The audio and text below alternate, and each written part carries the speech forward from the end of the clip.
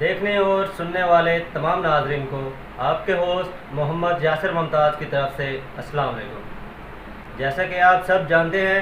کہ ہماری اس video series کا مقصد صرف اور صرف محمد و آل محمد کے فضائل بیان کرنا ہے۔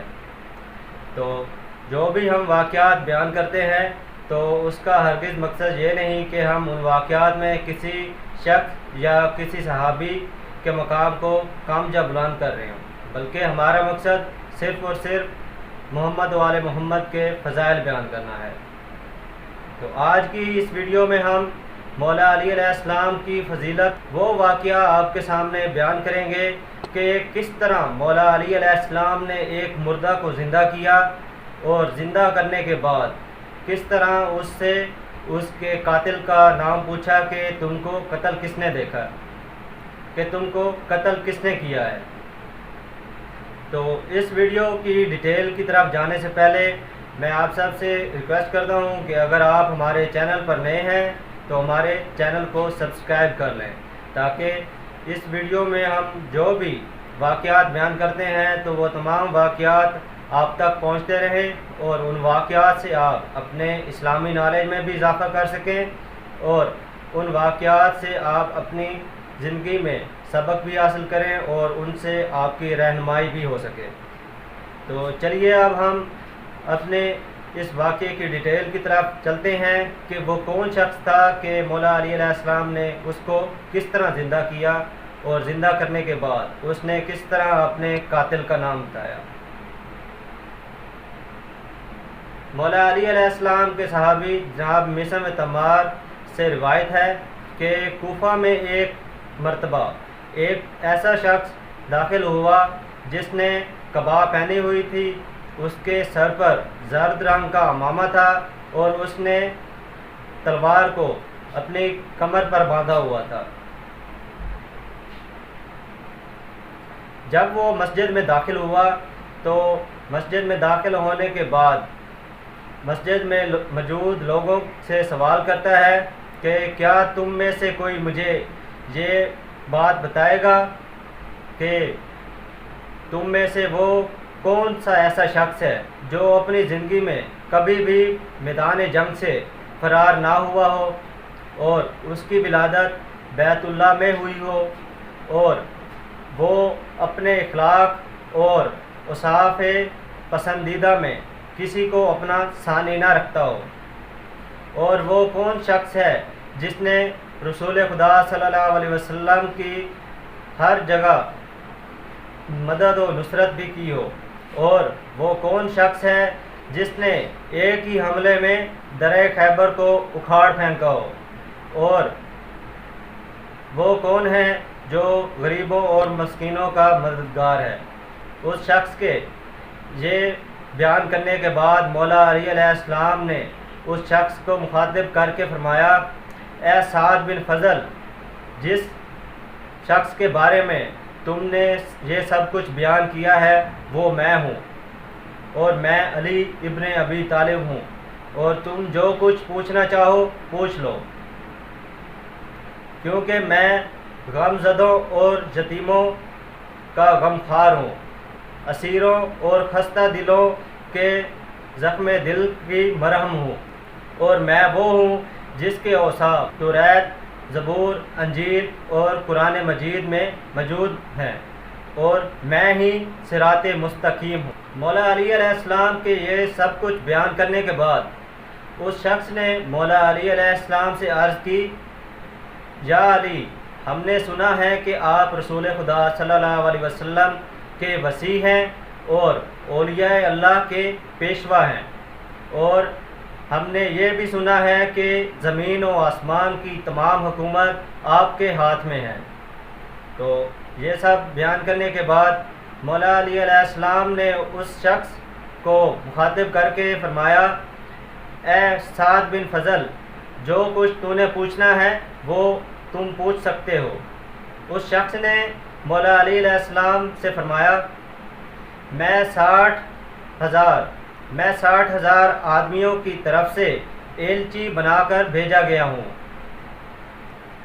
اور میں اپنے ساتھ ایک ایسی لاش کو لے کر آیا ہوں جس کے قاتل کی تصدیق میں سب کو اختلاف ہے، اور اگر آپ اس مقتول کو زندہ کر دیں تو ہم کو تصدیق ہو جائے گی کہ آپ رسول خدا صلی اللہ علیہ وسلم کے حقیقی وصی ہیں۔ تو اس پر مولا علی علیہ السلام نے مسجد میں موجود ایک شخص کو حکم دیا کہ وہ جا کر کوفہ کی گلیوں میں یہ منادی کر دے کہ جو لوگ مولا علی علیہ السلام کے اس معجزے کو دیکھنا چاہتے ہیں تو وہ کل نماز فجر کے بعد نجف میں آ کر مولا علی علیہ السلام کا یہ معجزہ دیکھ سکتے ہیں۔ وہ دن گزر گیا اور اگلی صبح نماز فجر ادا کرنے کے بعد لوگوں کا ایک بہت بڑا ہجوم اور مولا علی علیہ السلام اس بتائے ہوئے مقام پر سب لوگ پہنچ گئے۔ جب مولا علی علیہ السلام کے سامنے اس مقتول کی لاش کو رکھا گیا تو اس مقتول کی لاش سے جب کپڑے کو ہٹایا گیا تو وہ ایک جوان کی لاش تھی، اور اس کی لاش کو تلوار سے اس طرح کاٹا گیا تھا کہ اس کے جسم کے ٹکڑے ہوئے تھے۔ اس کے بعد مولا علی علیہ السلام نے اس شخص سے پوچھا کہ اس کو قتل کیے ہوئے کتنے روز ہو گئے ہیں؟ تو اس آدمی نے بتایا کہ اس کو قتل ہوئے 41 دن ہو گئے ہیں۔ تو پھر مولا علی علیہ السلام نے اس شخص سے پوچھا کہ اس کے خون کے کون طالب ہیں؟ تو اس شخص نے بتایا کہ اس کے خون کے تو 50 آدمی طالب تھے۔ اس کے بعد مولا علی علیہ السلام نے لاش کو غور سے دیکھنے کے بعد سعد بن فضل کو بتایا کہ اس مقتول کو اس کے چچا نے قتل کیا ہے، جس کا نام حریث بن حسان ہے۔ تو اس پر سعد بن فضل نے کہا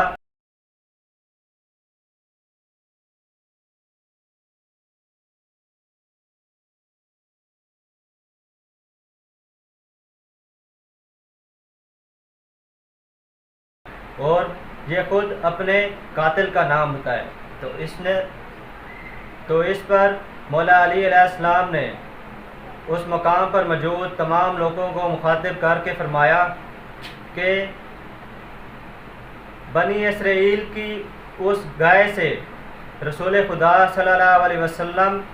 کے وصی کا مقام بہت زیادہ بلند ہے، کہ جس طرح بنی اسرائیل کی اس گائے نے مقتول کو چھوا تو وہ مقتول زندہ ہو گیا، جس کو قتل ہوئے صرف 1 ہفتہ ہوا تھا۔ تو میں بھی اسی طرح اس مقتول کو چھوؤں گا تو اس پر یہ زندہ ہو جائے گا۔ تو اس کے بعد مولا علی علیہ السلام نے اس مقتول کو اپنے دائیں پاؤں سے چھوا تو جس پر وہ جوان زندہ ہو کر بیٹھ گیا اور فرمانے لگا، حاضر ہوں حاضر ہوں، اے اس زمانے کے حجت خدا اور رسول خدا کے بعد زمانے میں افضل و اعلیٰ۔ یہ بیان کرنے کے بعد اس مقتول نے بتایا کہ مجھ کو میرے چچا نے قتل کیا ہے۔ اس کے بعد مولا علی علیہ السلام نے سعد بن فضل کو حکم دیا کہ وہ اب واپس جائے اور اپنے قبیلہ والوں کو اطلاع کر دے کہ اس کو اس کے چچا حریث بن حسان نے قتل کیا ہے۔ تو اس کے بعد سعد بن فضل نے کہا کہ یا علی، اب میں زندگی بھر آپ کو چھوڑ کر نہ جاؤں گا۔ تو اس کے بعد سعد بن فضل مولا علی علیہ السلام کے پاس ہی رہ گیا، اور اس کے بعد جنگ صفین میں اس نے شہادت نوش پائی۔ اور یہ وہ معجزہ تھا کہ کس طرح مولا علی علیہ السلام نے ایک مردہ کو زندہ کر دیا اور کس طرح اس کے قاتل کا نام سب کو بتا دیا۔ تو بہت سے احباب مولا علی علیہ السلام کے اس طرح کے بہت سے فضائل کے منکر ہیں کہ مولا علی علیہ السلام کے پاس تو ایسے معجزات نہیں تھے، بلکہ یہ تو کوئی من گھڑت کہانیاں ہیں۔ تو اگر جن کو ان واقعات سے اختلاف ہے تو آپ ان واقعات کی ڈیٹیل ہم سے پوچھ سکتے ہیں، اور ان کی روایات یعنی کہ آپ یہ واقعات کہاں سے پڑھ رہے ہیں تو ہم ان تمام واقعات کی روایت بھی آپ کو بیان کر سکتے ہیں۔ اور جو کہتے ہیں کہ مولا علی علیہ السلام تو صرف ایک آدمی تھے اور دوسرے صحابہ کی طرح تھے۔ تو یہ وہ لوگ بات اپنے ذہن میں رکھ لیں کہ مولا علی علیہ السلام کا مقام بہت بلند ہے، اور وہ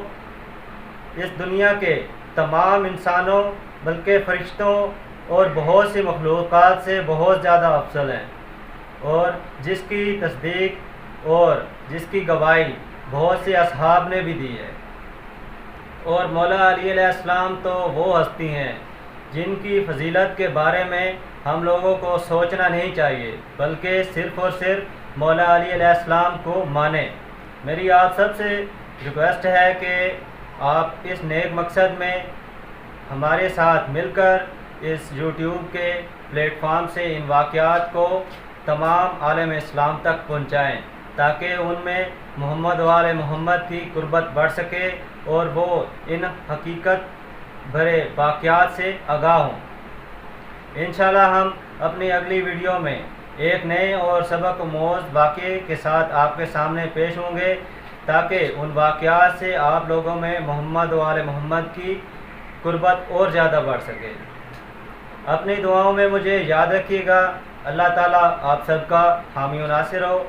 آج کے لیے مجھے اجازت دیجیے۔ اللہ حافظ۔